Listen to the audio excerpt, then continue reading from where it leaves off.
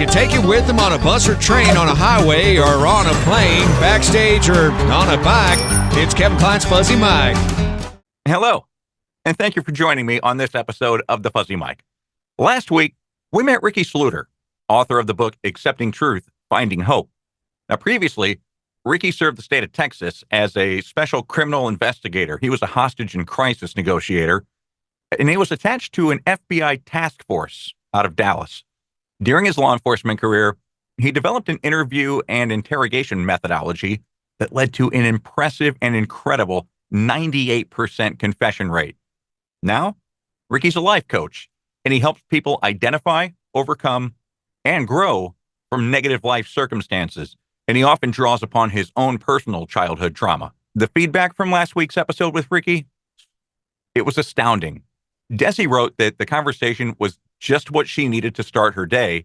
And Brenda shared that she was amazed by episode 1 and couldn't wait for the second part with Ricky, which is what you're getting today. Last week, we learned about Ricky's traumatic upbringing and the emotional scars that childhood abandonment and murder left on him. But we also learned of Ricky's spirituality and the role God plays in his well-being. Ricky shared with us stories of his miraculous events, but we didn't get the story of the most significant miracle that has happened in his life. But before we get to that in part 2 with Ricky Sluder, I asked him to explain a term he coined called anatomy of a stronghold. So everything we talked about, remember earlier you were talking about how, your dad, he shared things just because he didn't know how to share them, right? Yeah. And it was, he expected you to be a certain thing, and then when you weren't, well, now you're a piece of shit. Well, wouldn't you agree that's a lie? I like You're to not look you're not a piece of shit, are you? Sometimes I feel like it. Okay. I didn't ask you how you felt. I asked you what you are. No, I don't think so. Yeah. So here's the thing. The anatomy of a stronghold goes like this. We buy the lies that people tell us. And when we buy the lies, it's easier to believe the lie than it is to believe the truth. And we just did that little exercise, right? Yeah, we did. And you're leaning more on the lie. It's easier to believe. We all do that, by the way. Every fucking one of us. Don't let anybody tell you, well, you're just so unique that, God can't love you. No, bullshit. We're all the same. So we buy the lie, and when we buy the lie, we then form a belief. Okay? Uh-huh. And when we form a belief, it becomes a belief system. Okay? And then from that belief system or that belief that we have formed, we now act upon it. So what does that mean? Ricky was told when he was a little boy that Ricky was a pussy and that he was a candy ass and that he would never measure up to anything. Okay. So I believed that. I didn't like it, but I believed it.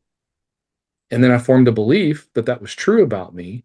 And then what was my action? Well, my action was twofold. One, I longed for love so much that I thought that I could find it through sex, because if somebody was willing to have sex with me, then that must mean that they loved me, because I thought the two were the same, and they're not.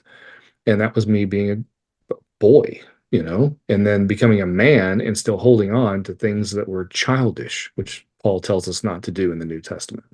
But that aside, we all do it.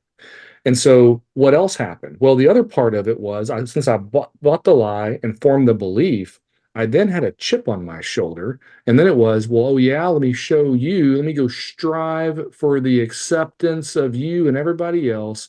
And I'll go do performance wheel measures.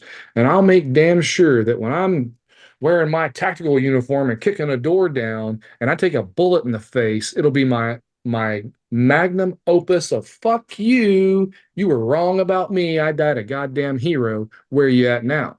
You see, that's the kind of shit that we end up doing as a result of buying a lie that I was told when I was a little boy. It becomes poison. It becomes an infection. And if you don't deal with the infection, it will keep you sick forever. Right? So buy the lie, form the belief, leads to the action. That is the anatomy of a stronghold. And Every single one of us do it. We just have different mechanisms by which we act upon it. Some people have retail therapy. Some people are sex addicts. Some people are alcoholics. Some people are drug addicts. Some people are just narcissistic assholes that are impossible to be around, right? Every one of us is working from that place of woundedness. Have you ever been around a wounded animal? Absolutely. I hate it. Yeah. Can you get close to them? No, No. no, you can't. Huh. Wonder why we can't get close to one another. Because we're all fucking wounded, man. Yeah. And it's just like that wounded dog that you just want to help them, but they're going to snarl and they're going to bite at you because they don't want you to hurt them. Right. That's what we do. Yep. We don't want to be hurt anymore.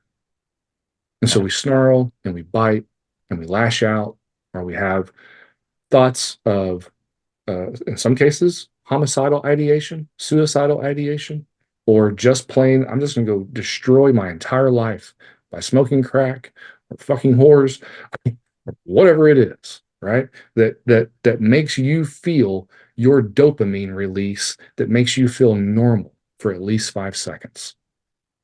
Yeah. The example that you said, getting shot in the face, that would be your magnus opus. Yeah. The way that I compensated for my lack of self-worth and getting the salary that I was I would overwork, and I was a Yeah. yes man. You know, Yeah. if I worked my normal hours, there was no way I deserved what I was being paid. But if I worked double that and volunteered for jobs all the time and never said no, maybe I deserve it. So it's yours was an extreme case. Mine was much more lower key, but it was the same. It was the same excuse. It was the same reason. Same thing. Yeah, Yeah. same thing. And I've done that too. Yeah. When I got out of law enforcement, I began doing consulting work and I traveled. I never told people no. I was in 5 states in 1 week one time because I didn't have the balls enough to just say no, that's too much. Because you think I mean, that's what you're yeah, supposed to do because that's what you're used yeah, to. right. Huh. I wanted them to think that I was worth keeping. And if I wasn't willing to kill myself, then why would I be worth keeping around? Yeah. But that's exactly my thought process. I want you to introduce the biggest miracle in your life that I know of anyway, Yeah. and how it completely changed you as a person. So I'm gonna definitely get there, but I gotta tell two quick Please. few stories to get to that point. 22 years old, I was in a bar. I was about to leave to go to Texas DPS to be a state trooper, and I'm drinking with buddies because Texas State, baby, that's what we do. and Exactly. and so yeah, I was not drunk though. But anyway, I see this hot ass waitress out of the corner of my eye, and so I tell my buddies, Ricky will be right back. So I spin out of the group, and she walks right up to me, and she's carrying she has this red shirt on, gorgeous, and she has this tray that she's carrying, and it's got napkins and a pen, no water rings from a drink, no beer, no cigarette ashtrays, nothing, just a pen and napkins, and she has a tray, and she walks up to me. She doesn't ask me if I want a drink. The conversation turns immediately to God. And we began having a conversation about the Almighty, and God had begun downloading poetry into me at that time. Okay. And this is important for the story I'm going to tell you here in a minute. One of the poems that he had given me was one called Oh, What a Day That'll Be. Okay. And so I take a napkin while she's holding the tray, and I'm treating it like it's a damn bar, and I write this whole poem on a napkin. And I spin it around so she could read it, and I slide it to her, Kevin. She never looked at it. She looked me dead in the eyes and she said, I know you will be a minister, but it won't be until you're in your 40s. And I literally took a step back and started laughing because I thought, ain't no way. I think at that time I was probably fucking a married woman, And so I hit my buddy on the shoulder and I'm like, you got to hear this shit. And he's like, what? And I said, this waitress just told me I'm going to be a minister. And that's fucking hilarious.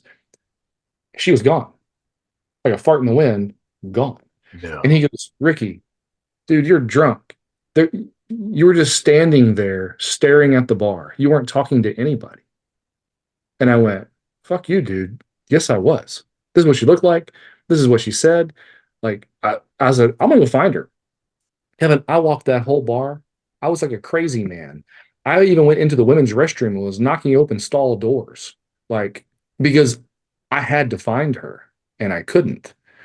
And I left there that night knowing full fucking well what had happened. Like, that was not me being drunk. That wasn't a dream. I was sober. But I didn't equate it to angelic for probably another decade and a half. I realize now that was a messenger sent to me from God. Mhm. And he was telling me, I'm giving you these things for a reason, son. I know you don't know who you are yet. I know it doesn't make any damn sense, but I know you'll pay attention to a hot chick. So here you go. I got your attention, right? So then, not too long after that, a few years after that, my best friend was killed in the line of duty. Kurt David Knapp, state trooper in Texas, was killed in Bernie, Texas.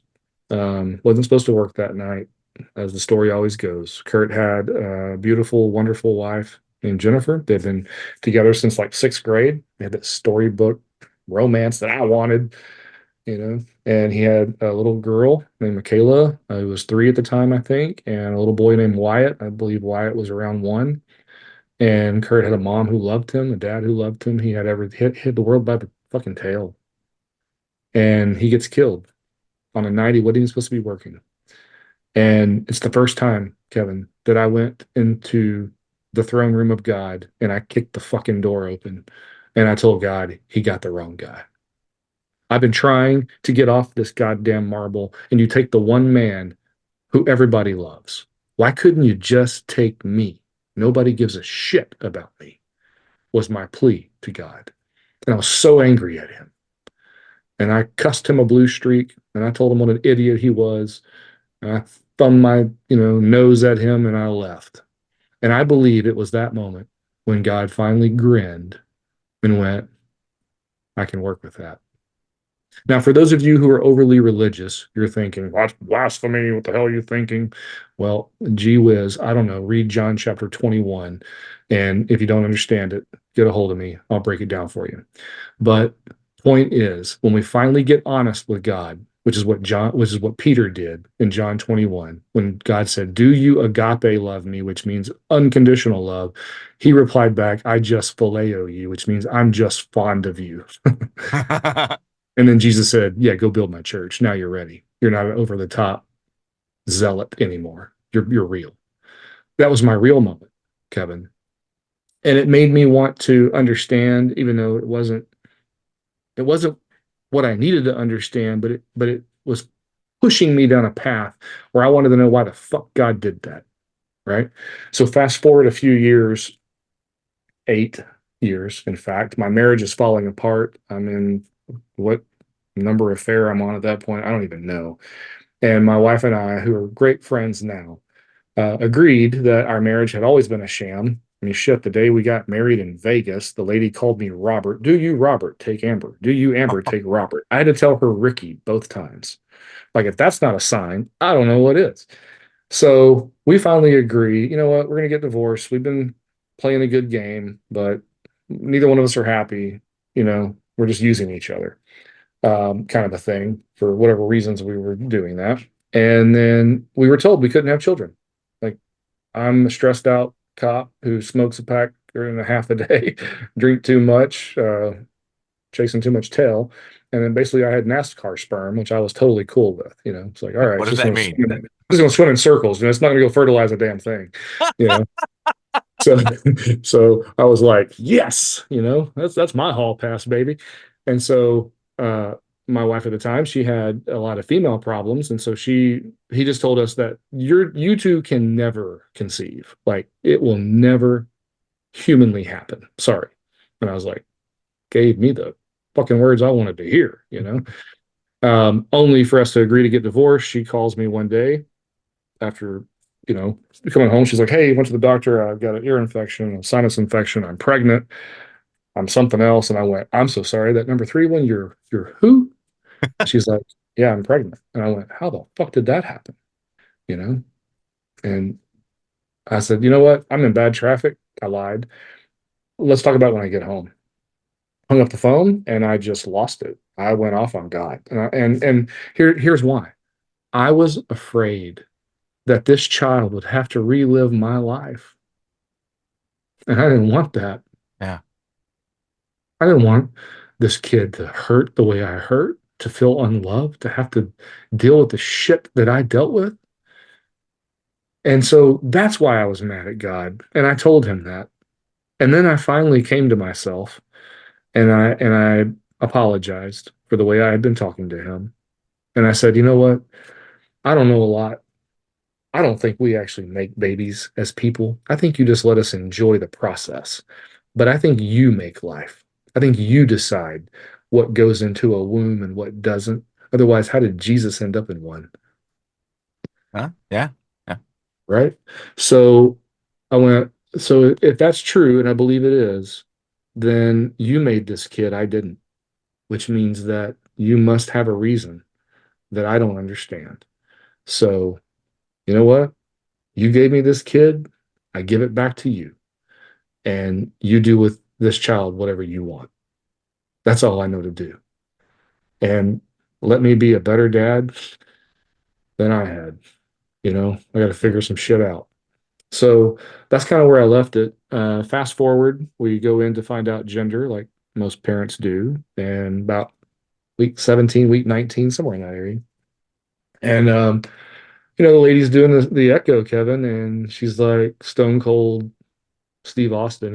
She's just I can't get her to smile for shit. And then she finally looks up. She says, "The head, arms, and legs are not growing properly. There are two heart defects. You're having a girl, and I'm sorry, but we can't serve your kind. Here, I'm going to go get the doctor, and he'll need to make a referral to a specialist." And I'm just like, what? Yeah. That's a lot to digest. And she said it just like that. I mean, it was like Miss Personality. I sat straight down. I don't even know if the chair was underneath me, but there was one. And I was in total, like, well, I don't know what to do with that. Well, I'm going to pause there. I'm going to take you back to that poetry stuff I told you about. Hmm? Okay. So when I was about 22 years old, I was in the shower one day. Sorry for those of you who are getting a visual reference, but a poem downloaded in my mind, and it was called Dear Mom, and it was about abortion. And it's the most eloquent thing I've ever written in my life. It's a badass poem. If you want me to read it, I will. Please. Let me pull it up.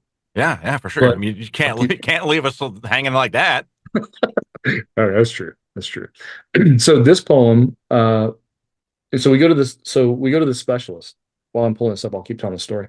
We go to the specialist, and we're right on the border of the time period in 2008 for when you can have an abortion in Texas. Okay. Uh-huh. I didn't know that because why the fuck would I?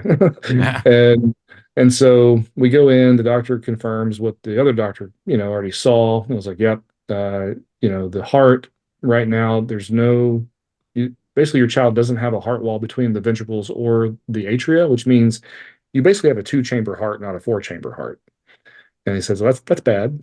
He said, and yeah, the dimensions aren't right with the head, arms, and legs. We're not sure why, but we'll just do this every week and we'll just till we figure it out, you know? And they did. My daughter has a condition called Ellis von Crippled syndrome, where she has a rare form of dwarfism, which is why her limbs and her head Sure. circumference weren't what they should have been, little Yeah. person.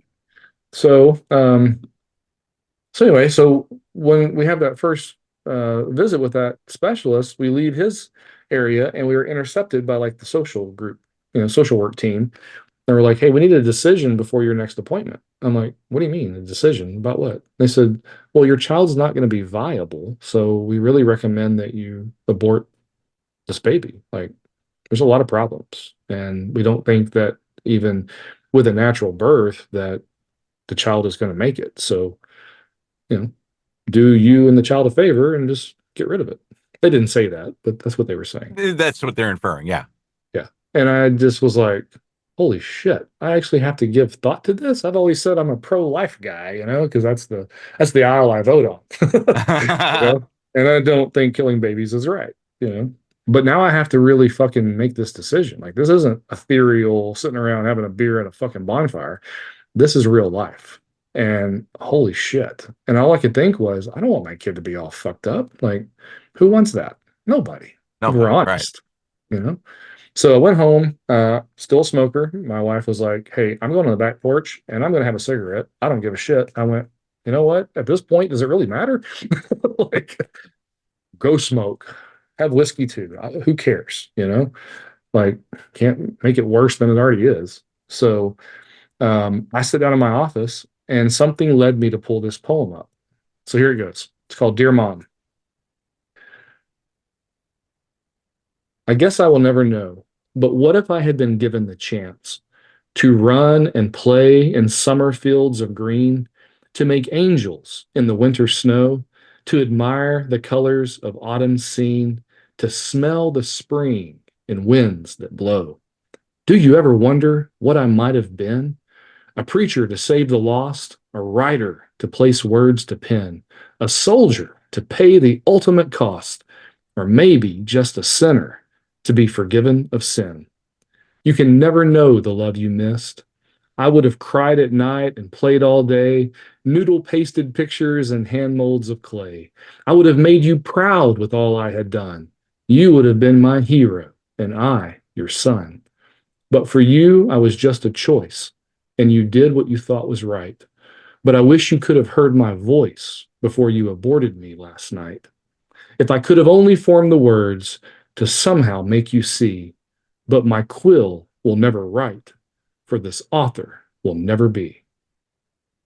Damn. You wrote And that when you were Kevin, 22? yeah, in 38 seconds, like it Oh, just flowed yeah.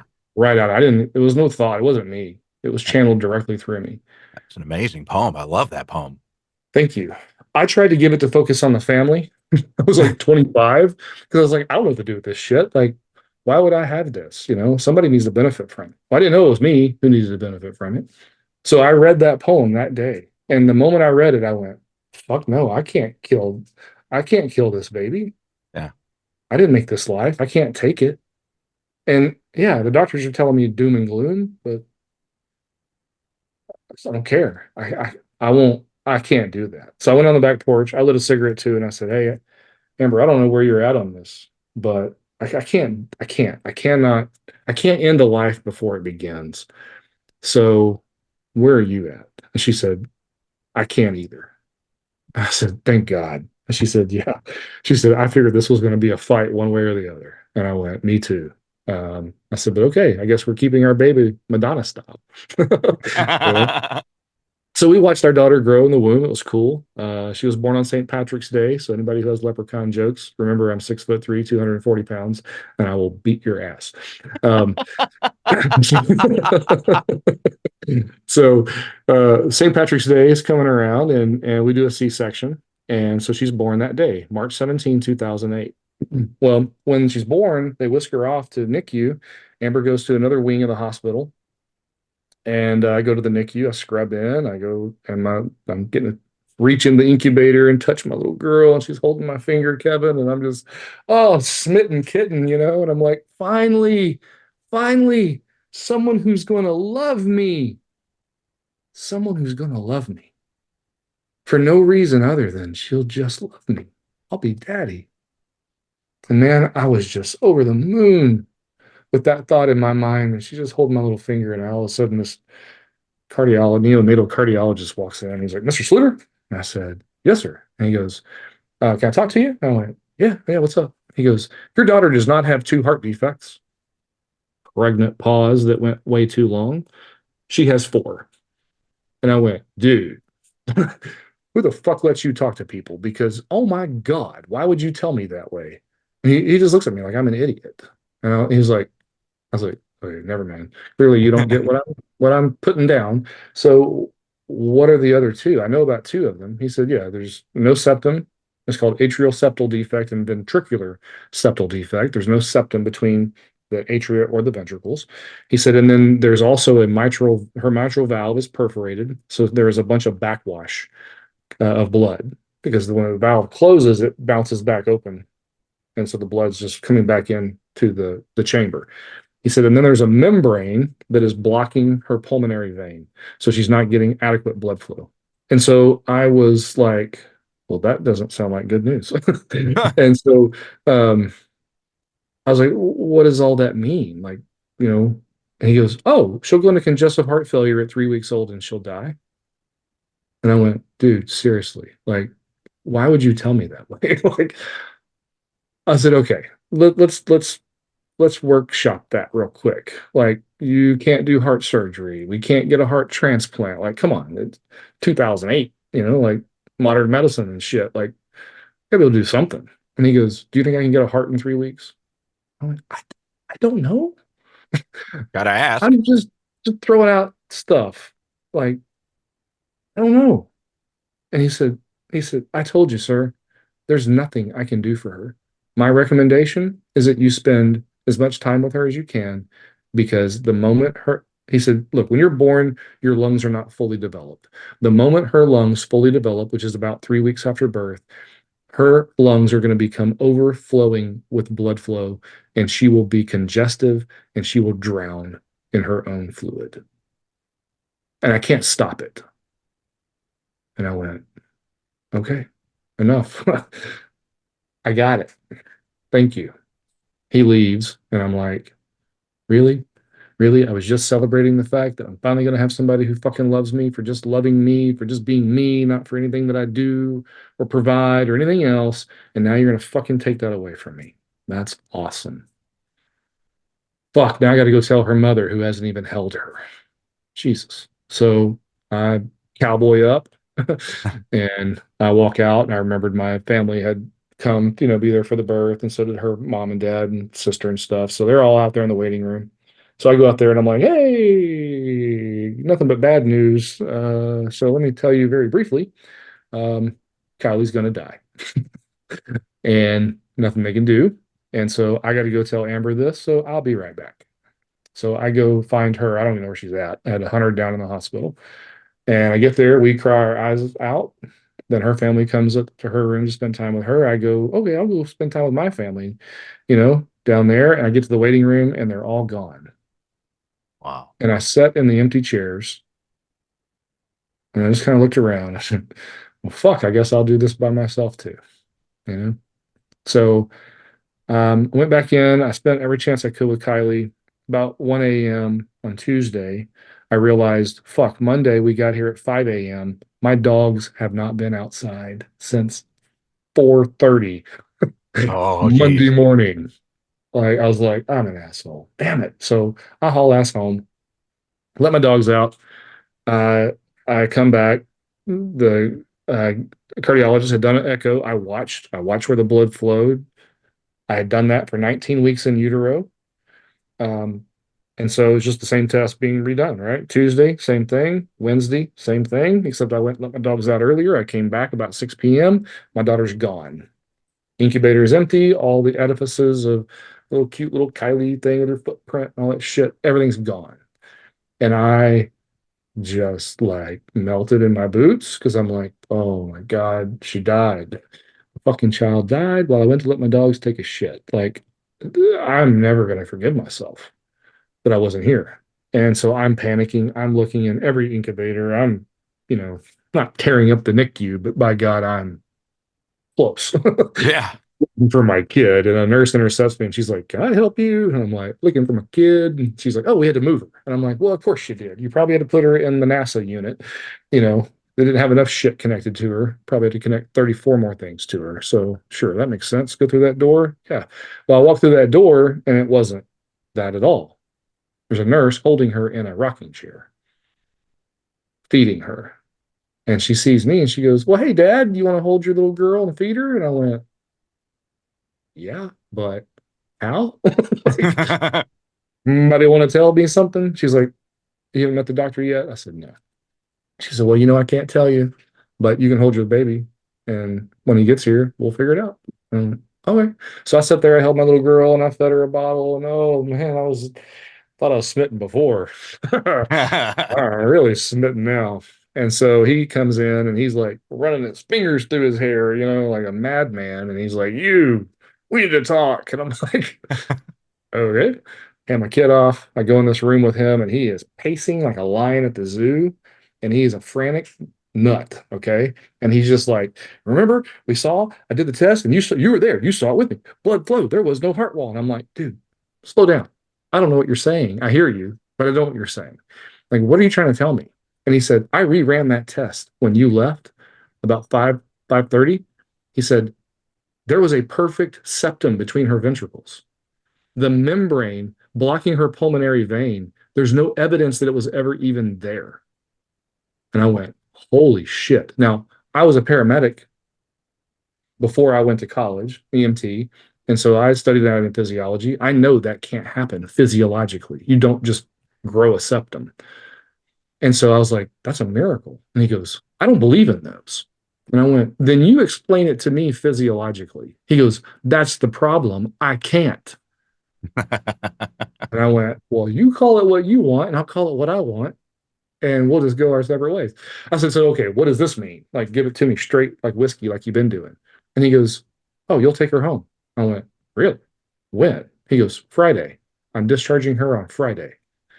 Well, sure as shit, she discharged on Friday. Sunday, I'm putting an Easter dress on her when it dawns on me, holy shit, I brought her home on Good Friday. Yeah. Okay, time out. This God that I've had in a box, right? I have had you all wrong. What I failed to share a minute ago is that when I went home and let my dogs out, here's what I said to the Almighty. I sat on the back porch, I lit a cigarette, and I did King's X up to heaven. And I said, Lord, I don't know what to do. I've been trying to figure out all day how I'm going to control my way out of this one, but I can't.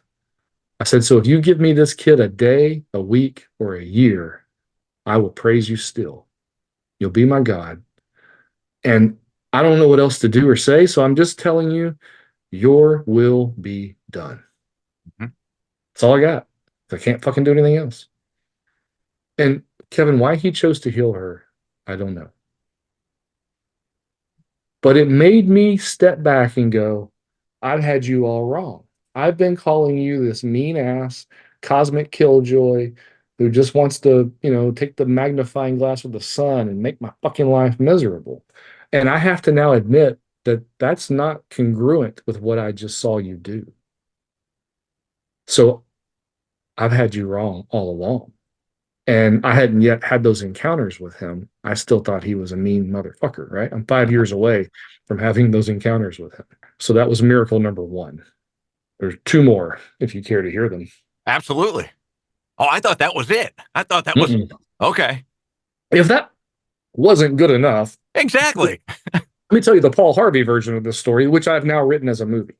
Something called A Heart for Kylie. And I tell how it transformed my mean ass because of her and what God did. So here's what happened. So we took her home. She still didn't have a heart wall between her atria, and she still had a mitral valve problem.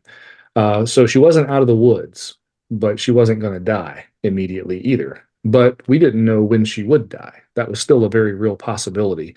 If she got RSV, if she got pneumonia, anything could cause her to go congestive, and then we could lose her. So they told us she can't go to daycare. So Amber had to quit her job. We couldn't get divorced like we had planned. I don't think it's because God wanted us to stay married. I know for you out there who are overly religious, you're like, he loves that. Well, I disagree. I think he was creating a bond between us that would lead to a friendship that would be a real bond as opposed to a fake bond that we entered into in our fake marriage. So that predicate laid, we go for 4 years every 3 months.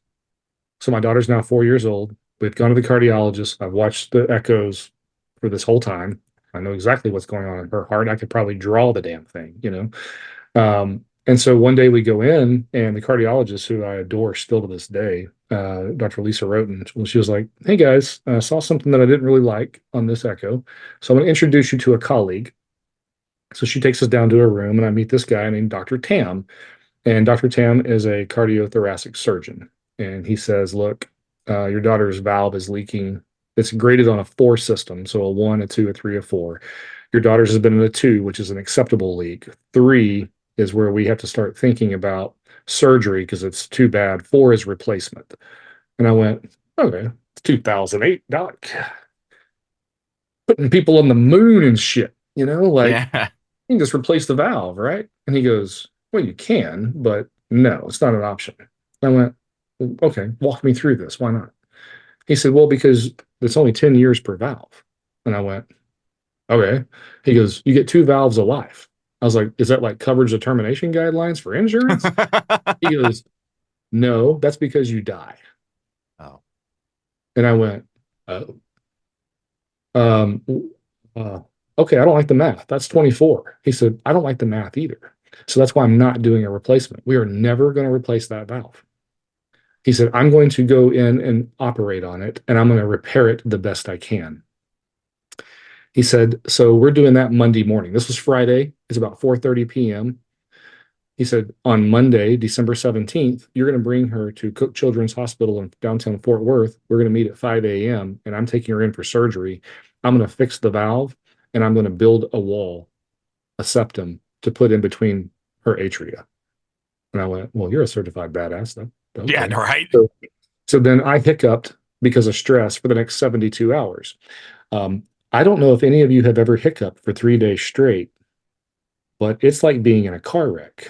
That's the most painful shit I have ever experienced in my life. Like it was hell. But it was just a stress response, trauma response. So anyway, we get there Monday morning, December 17th. She goes into surgery. I'm terrified that my little girl's not going to come out 5, 7 hours later or something. They come out and they're like, surgery went well. She's now back in ICU. You can go see her. They get ready to move her to the cardiac rehab floor. They pull out all of her tubes. They just jerk all that shit out of your chest. Like I was like, they're like, no, this is normal. I was like, hey, if you say so. Well, I'm still type A controlling cop guy, and I'm keeping all of the values because yeah, EMT training, right? So I'm keeping all of her hemoglobin and hematocrit values in my whip out pad. Every time I did a lab, I'm like, I want to know what those numbers were. And they were begrudgingly telling me, right? So I'm writing them all down. Well, we get to cardiac rehab. We're probably a day or so from discharging. And my daughter gets this 1,000-yard stare, like she's not being responsive. And I'm like, what the fuck is going on? And Amber's like, I don't know, Ricky. She's not acting right. I'm like, I know. It's like just like that. Like she's just acting really weird. And so I'm trying to get her attention, and I'd ask her something, and then she'd be like, huh? It was like she was drunk.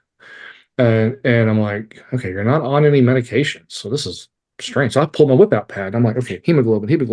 All right, we were at 10. We then dropped to 9 something. We dropped to 8 something. Holy shit, the last lab, we're at 7. Well, for those of you who don't know, when you hit 7 on a hemoglobin score, you're at blood transfusion level. Okay. It means that your red blood cells are disappearing, which means you're bleeding. There are other reasons, but predominantly you only lose red blood cells because you're bleeding. So I go to the charge nurse and I said, hey, just, hear me out. Crazy dad moment. But can you pull up all the labs? Because this is what I've recorded. This is what she's doing. I think she may be bleeding somewhere. And she starts looking into it. And she was like, I, I don't know how the hell we missed that. And I went, no judgment. But I don't either. So can we just fucking fix it? I don't care about, that. She can't bleed to death. And so the doctor comes in and he's like, I disagree with you. I checked her out myself. She's fine. And I'm discharging her tomorrow. And I went, I pay the fucking insurance. And no, you're not. And you can just call me a crazy dad. I had the nurse there with me. I said, but here's what's going to happen next. Because my policy coverage allows for it, you're going to scan her and you're going to prove to me that she's not fucking bleeding internally because she's not acting right and something is very wrong. And the nurse is back there kind of going, basically like, tell him, And the doctor's like, I'm smarter than you and I'm not doing it. And I went, then I'll go fucking go med stat on your ass. I don't really give a damn. I will go over your head as high as I gotta fucking go to get this done. He finally relented, and her pericardial sac was about 90% full of blood. She would not have woke up the next day. according to the hematologist and the cardiologist who took over for the doctor who clearly didn't know his head from a hole in the fucking earth. So, long story short, they pull all the blood off her pericardial sac through a procedure. They gave her a full blood transfusion, and then seemingly she was okay. She got to come home. Took her home on December 23rd, 2012. Got to spend Christmas with my baby girl just in time, and I thought, all right, finally, yeah, we're on a good train lollipop. We got past the heart surgery. She survived that ordeal. Well, December 30th, after Christmas had come and gone, she wakes up one morning and she's at my house with me. And Amber had already moved out. We were now separated. And she had taken some much needed time for herself. Mhm. And I was like, I'll keep her and then we'll switch it. So it was during my time. And Kylie wakes up and Kylie's walking around being a 4-year-old. Except that when I said, "Hey, kiddo, are you hungry?" She looked at me, Kevin. She just shook her little head and smiled. Said no, said no without saying no. And I went, "That's weird. You're a chatty Cathy. Why aren't you talking to daddy?" And then she just shook her head no, kept playing, kept doing her thing. And I'm like, "Are you just like, what show are you watching where you learned this shit? Like, I'm gonna have to start monitoring Caillou better because I don't know where you're learning this crap." So that's what I'm thinking. And then I went into my closet. She was in my master bathroom. I went into my closet, which was attached, and I was going to just change shirts. I underestimated the weather that day, as we do in Texas. and and I was changing shirts, and I hear a handheld mirror, fall and hit the floor and break. And I went, "Oh fuck!" And I ran in there and I picked her up, and I ran with her to the living room. I set her on the couch. I ran the kitchen. I grabbed her milk cup out of the refrigerator. I came back with it. I said, "Kylie, take a drink." And when she did, Kevin, it all rolled down her face, and I knew she was having a stroke. Oh, wow. My medical training. And I went, fuck. Like, so I pick her up. I got her as dressed as I needed to just to get her in the car. And I knew that if I called 911, Cook Children's was about 35 minutes from me south. That was an hour and 10 minutes by ambulance, if not more. Right. So they had to come to me. Then they Yeah, had to yeah, go. yeah. And I went, fuck that. I'm pursuit driving trained. I'm about to do it. And I drove 120 miles an hour to the hospital. Don't recommend that, by the way. But I did because that's what I had to do for my little girl. When I got her there, she had then full right side paralysis. Her left pupil was blown. What happens is the nerve runs just under the eye across the nose. And so if you have right side aphasia or effects from a stroke, your left pupil will blow. It'll dilate. So that's how you can tell. Her face was drooping. She couldn't use her hands or she couldn't do anything. She was just kind of drooling on herself, lack of a better way to say it. And I took her out of her car seat, and I'm dying inside. I bolt through the doors of Cook Children's like I own the fucking ER, and top of my lungs, stroke. I got everybody's attention. They took her back, scanned her. I met with the neurologist, and he says, "Ricky, she didn't have one stroke; she had 5 strokes." Wow. And I went, "Well, fucking course she did. Like, why that would only make sense for my life." So yeah, I was like, "Well, all right." So he pulls up the CT. We're looking at it together, and he said, "See right here, is right above her ear." He said, "This is where the speech center is at in the brain." And he said, "You see the tissue?" I said, "It's necrotic." And he goes, "Okay, so you know what you're looking at?" I said, "Unfortunately, I do." I said, "Yeah, it's all white. That's not good." And he goes, "No, and I don't think neural pathways will be able to really form there. It's just too much necrotic tissue." And he said, "We're early. Like, this is going to get worse. This isn't getting better." And he said, "And the rest of the space junk, that came from her heart, um, what had happened was from when they pulled out the tubes and stuff, they nicked her heart. They had to put a pacer wire in, and has a little hook on it, and it tore part of the heart. And so when they had to do all of the draining of the blood, they couldn't put her back on any kind of clot, thinning agents. Mhm. Heparin is the one they had her on. They couldn't put her back on it because she would bleed to death. So it was Right. like a happy medium. So she formed a bunch of clots. They all broke off, went straight to the brain. Dang. and it caused a lot of damage. He said, "What you see right now with the paralysis and everything," he said, "I'm afraid what you see is what you get, and it's only going to get worse." He said, "But I'm not in control of these things." And I looked at him like, well, that's a weird thing for a scientist to say, you know? And I think that was maybe his statement of faith without going any further. Right. Oh, yeah, Right. absolutely. And I just went, huh, interesting statement. Um, so I'm sitting in ICU. My little girl's depressed as shit, as you might imagine. She can't do anything, but she's all there. But she's like Metallica One, she's trapped in this body that she can't make function. Yeah, yeah, yeah. And so it's about 1:30 in the morning. I'm watching her sleep. And I just kind of sat back in the chair I was in, and I looked up to heaven and I went, fuck. I said a day, a week, or a year, didn't I? When I prayed to you on that porch, I said a day, if you give her to me a day, a week, or a year, and you gave me 4 years. So I really can't bitch a lick because you gave me 4x on what I asked for. Uh I just wish I wasn't so damn stupid. I wish I would have asked for more. huh. I said, but you know what? I've learned a lot about you in these last 4 years. And I know now that what you want me to do is tell you the desires of my heart. I know you know them, but you want to hear me say it because that's what a daddy wants from his kid. I said, so here's what I want. I want my daughter back, and I want her back better than she was. That's what I want. I said, but if that's not what you want, then I'll accept what you give me. So, we'll just leave Yeah. it there. And I didn't know what else to do. So that's day one, day two, day three. Again, third day. God loves that third day. He loves Uh, three. he does, man. And it's about to trip you out on how the three works with this story. So third day, I was helping a nurse because she was getting little bed sores on her butt. And so I lifted her up and she said, whoa. And I went, oh, all daddy needs is one word. Fucking A, man. So I was like, that was weird. And the nurse was like, yeah, that was really odd. Like, how did she even make that sound? I was like, I don't know, but I'll take it. That's giving me some hope. Well, we put her back in the bed and she's sitting there. We had to feed her, so we had a tray of food and shit. And so we had to feed her different things. And they had put grapes on the tray erroneously. Kid couldn't eat grapes if she wanted to.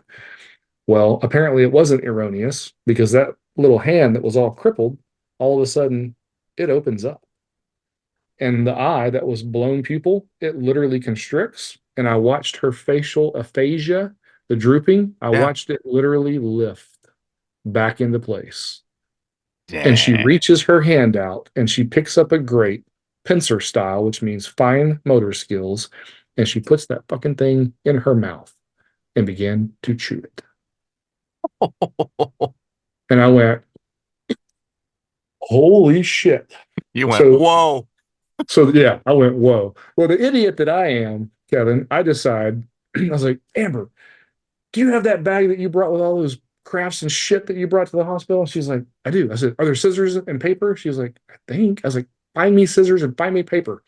She was like, why? I was like, just do it. So I then picked Kylie up out of the bed because I'm an idiot. Don't do this at home, folks. And I set her on the floor. Why? Because I wanted to see if she had core strength. Well, I could have just laid the bed down. That'd have been too easy. Right.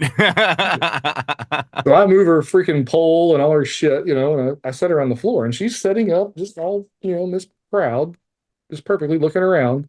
And Dr. Acosta, the neurologist, walks by and I'm like, hey, check this shit out. Because I have no couth whenever I'm excited. And he was like, shrugs his shoulders for those of you who can't see me. He goes, like I said, man, I don't control these things. Nice. So, third day, finding gross motor skills came back. What we learned after this was that the strokes had done a number on her eyes, and she would have progressive visual impairment to the point of loss at a certain point. And that would just be time, would lead us there. Well, Right. they told us, okay, great, she's got her fine and gross motor skills back. She began to utter words, and I went home and got all her Disney sing-along shit, man. And we ended up discharging from the neurological rehab unit because she was speaking again, not completely. But after 3 months, 3 months, she had the full language, expressive language ability of a 7-year-old, better than what I had her. And she's only 4. And she was 4. Yeah. I prayed, I want her better than she was, and that's what I got. Wow. 3 months. Now, here's the trippy part. If that wasn't Oh, trippy that's not already. trippy enough? Well, this last one just kills me because 3 years later, her vision had progressively been getting worse. We're getting her glasses and new prescriptions. She comes home one day and says, "Dad, I have a headache." And my head's killing me. And I'm thinking, fuck, she's having a stroke. Yeah. Yeah. Overreacted first. And then I was like, well, she's like, "I take my glasses off." And I said, "Yeah, if it's bothering you, take them off. Who cares, right? Like, I'll get you an appointment." So I called and given her special case. They got us in pretty quick. And the doctor puts her on the little loop things. He's doing all this test shit. And he looks up at me and he goes, "She's got 20/20 vision. There are no astigmatism. She's got perfectly round eyeballs." And I went, "Of course she does." And Yeah. Right. he goes, "What?" And I went, "Dude, too much to tell." But is that crazy or is that crazy? It's absolutely mind blowing. Yeah. And so Mind blowing. on the tails of that is when I went to that encounter event to then go on quest to meet the living God. You know why I think he did those things? Please tell. Because I am so fucking stubborn, number one. And number two, I had been hurt so badly that I never in a million years thought that God could ever love a man like me because I had gone too far, because I had pissed in his face.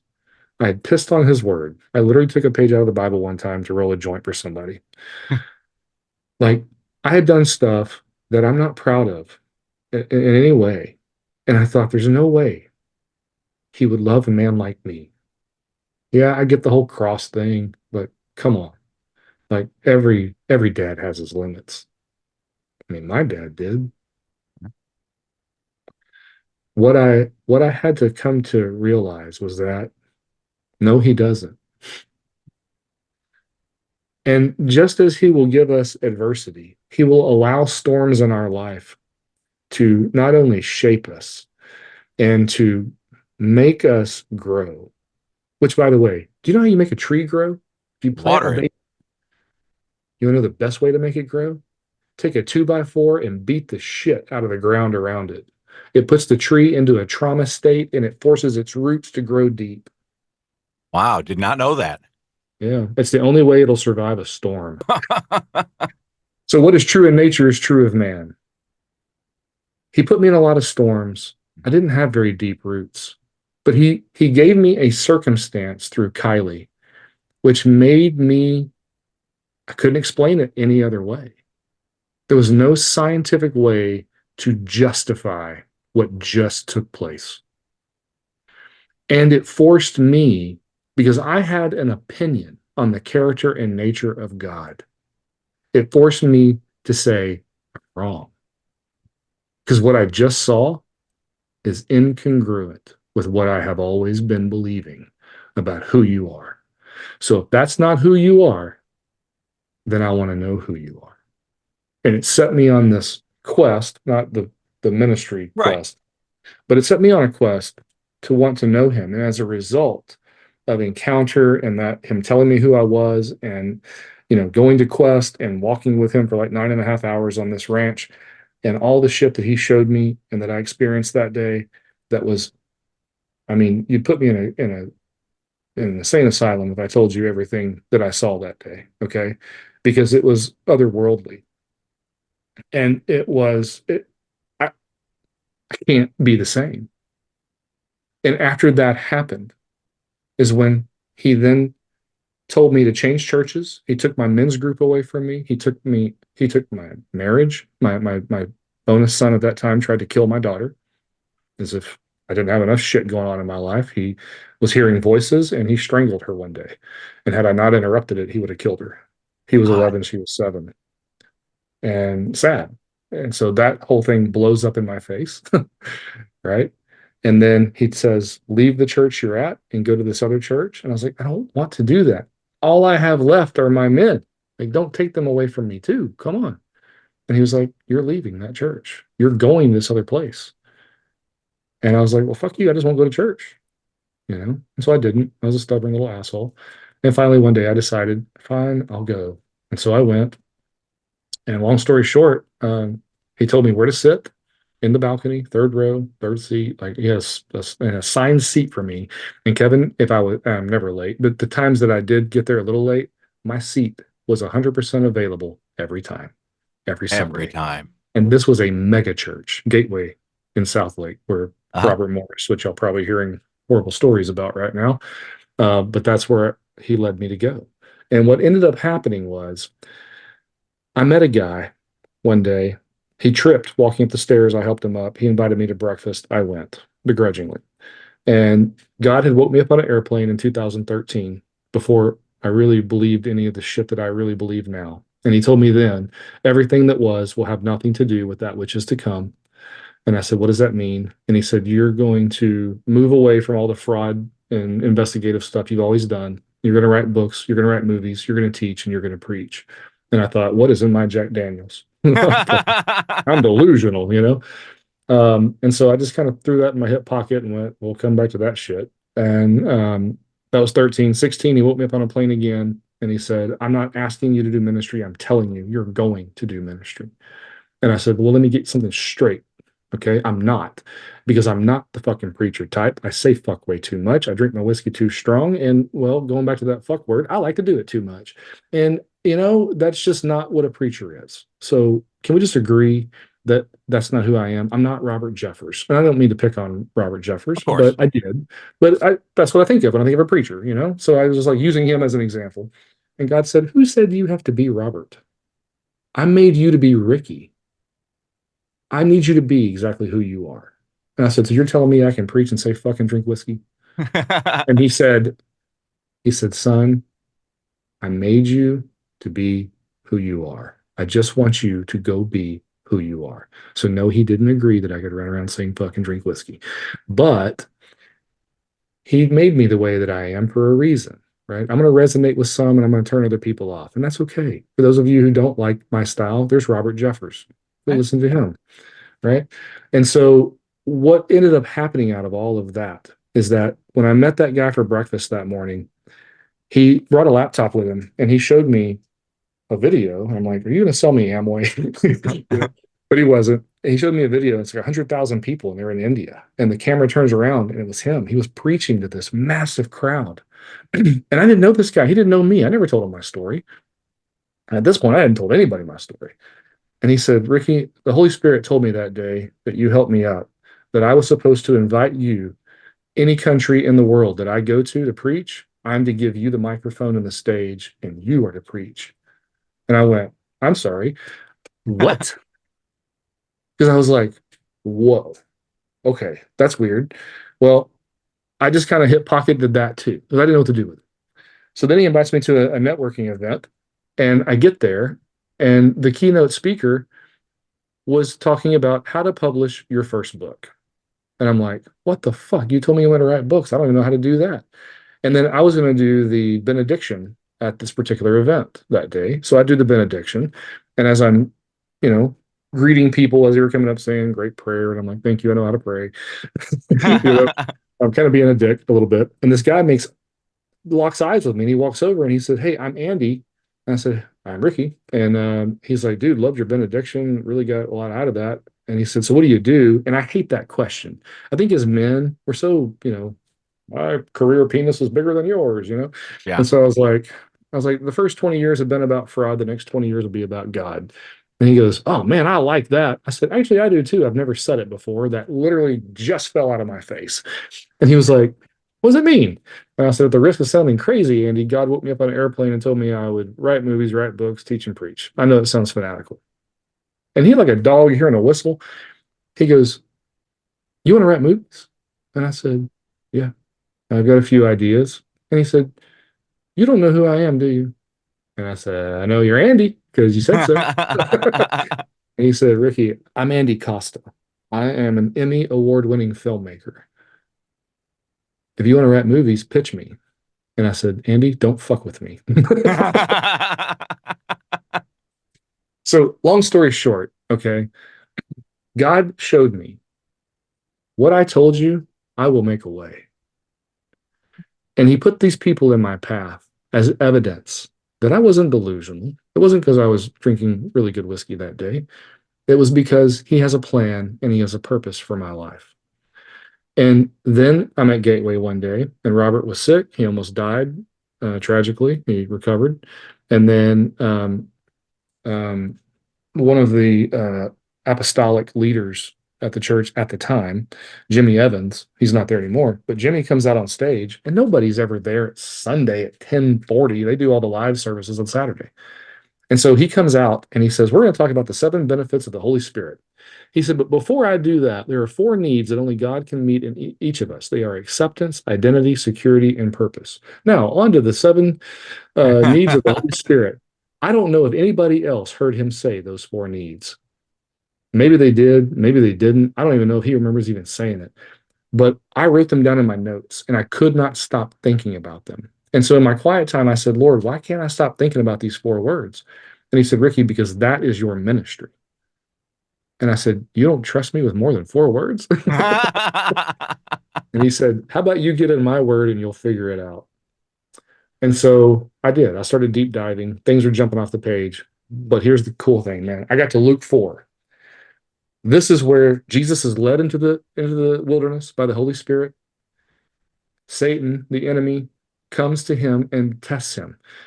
Jesus had not eaten or drank water or anything in 40 days. So he was on the verge of death. And so he's at his weakest. Satan begins to test him. And the first thing he says to him is, if you are the Son of God. And I went, oh my God, that is an identity attack. Holy shit. How did I never see that before? Then he takes Jesus up onto a mountaintop and he says, all of the kingdoms of the world have been given to me. I have authority over them. I will give them to you if you just bow down and worship me. And I went, that's acceptance. Holy shit. And then similar Cliff says, jump off of here. He quoted scripture to him and said, the angels won't even allow your heel to scratch a rock. And I went, that's security. You know, anytime you talk about the word, that's security. And then the next byline that was in my Bible said, Jesus went on to fulfill his ministry. And I went, holy fuck, that's purpose. I went, God, you lived these 4 words. You gave us the blueprint for it. And I said, not only was I wrong to say, I'm better than your 4 words, I'm not. This is bigger than me. I can't. Not worthy of those 4 words. Fuck no, I'm not. I fell to my knees, prostrate, face on the floor, crying, and said, you definitely got the wrong guy. And he said, get up. No, I don't. Why do you believe that about yourself? I just don't think I'm worthy of this. Like, why would anybody listen to me? And he said, I'm going to answer a few questions for you, but I'm going to answer the first one that you wanted to know the answer to your whole life. And I went, I think I know what this one is. Why have you let all this bad shit happen to me? Why did you do that to me? And he said, son, I didn't do it to you. I did it for you. And he said, and I did it for one word, relatable. Mm-hmm. I need you to be relatable. And I said, okay, I guess I can understand that. And then he told me about the valley stuff, and I'm supposed to go in the valley and do that. And I said, okay, so what do I teach? What is it about these 4 words? Like, how do I string this into a message? And he said, well, what does Revelation 3:20 say? And I went, I don't know. Grab my Bible, I look it up. Revelation 3:20 says, behold, I stand at the door and knock. Anyone who hears my voice and lets me in, I will come into him and eat with him, and he with me. Relationship. All you got to do is offer your acceptance to him. Let him in. He said, but here's the problem, son. He said, what have you done your whole life? And I went, loaded question. he said, you have gone around knocking on hearts' doors, seeking who would let you in. And the moment they let you in, they let you down, didn't they? And I said, yes, Lord, they did. And he said, so you left, you went to another one, and you've been on this rat wheel of insanity trying to receive something that isn't for you. Acceptance is not for you. Acceptance is for me. You are to give it to me. I've already accepted you. That's why I came and died so that you don't have to. That's why I gave up my life so we could be in relationship together because I've already accepted you. Now, all you got to do is say, Lord, I accept you. He said, but you and every other Adam just like you think you're God. You've made yourself the God of your own life. You think acceptance is for you to receive, glory is for you to receive. You're here because you're supposed to be all these things and it's all about you. He said, but it's not. He said, but because you're on that rat wheel, you then start placing your identity in your trophies, in your titles, in your this, your that. He said, and none of that actually identifies you. It's false. He said, Satan counterfeits everything I do. And every one of you live out the counterfeit every single day. You think you can meet these needs in your life because you think you're God. And so you seek that acceptance. You then decide what your identity is and you put it into things and people, into the now, right? The people, places, and things. Mm-hmm. He said, and then you're so wrapped up in the worldly system that you think that is where your security lies. And if you have enough money, then you can do anything. And then you're secure. And that your purpose is your career, as if I'm that shallow. He said, in fact, you thought your first name was detective for 10 years until I took it away from you. And I said, yeah, you're right. I did. And he said, then you didn't think you had an identity. You didn't think you had any security anymore because you didn't have a badge and a gun to be it for you. And then you didn't have your purpose, as if I am so shallow that I made you simply to be an investigator. Are you kidding me? He said, but son, when you get it upside down, that's how you live your life. He said, but what I want you to do is go teach people that when they stop making acceptance about them, that they make acceptance about me, and they'll just open up the door. Just let me in. Then I will come into them and eat with them. We'll be in relationship, and I will lead them to their true identity, just like I did you. And I went, you sure as hell did. You Fascinating. told me exactly who I was. And I missed it because I'm an idiot, but I came around to it. Like you said earlier, it's because he speaks in riddles. He's smarter than us, right? We got to catch up. Yeah, And we got to catch up. he said, then once you realize who you are, then you'll find your security in me. And I'll do things that won't make any sense. He said, I've already showed you that. That's why the miracles occurred. I needed you to find your way to belief. And then I will show you your many purposes because I didn't create you for just one reason. There are many reasons why I created you just the way that I did. He said, and what I'm asking you to do is to go out and teach that. He said, go to the people who feel like they are so far gone, they can't ever come back. He said, that's your people. And I said, I like those people. I'd love to go talk to those people. Yeah. Why? Because I'm familiar with the mud, Kevin. Yeah. Oh, he knows that. That's what it's all about, man. Is that some of us are going to find our way. We're all at different maturation stages. One of life, two of emotion, three of intellect, four of spirituality. Okay. And there are some people who we can all say all day long, yeah, we want everybody to come to church. But when the prostitute comes in with the motorcycle gang, I'm pretty damn sure you're not going to invite them to come sit next to your children. Now, if you do, God bless you, Yeah. right? Yeah. But man, there is a contingent of people out there who don't feel like they will ever belong in God's house. And so I'm just the outlaw disciple willing to go sit down with them and say, I get it. I haven't I haven't always been wanted either. But you know what? I'll tell you who does want me. And that's JC. He loves me and he loves you. I don't give a shit what you've done. You can't out sin his grace. You just fucking can't. And so if you want somebody to talk to, you got a friend in me. You want somebody to disciple you, you want to learn the Bible, I'll help you. That's why he had me write the book. That's why he had me do these things. And, I don't know what it means any more than anybody else. I'm not making a living doing it. I don't think that's necessarily the point. But I started getting requests for these podcasts.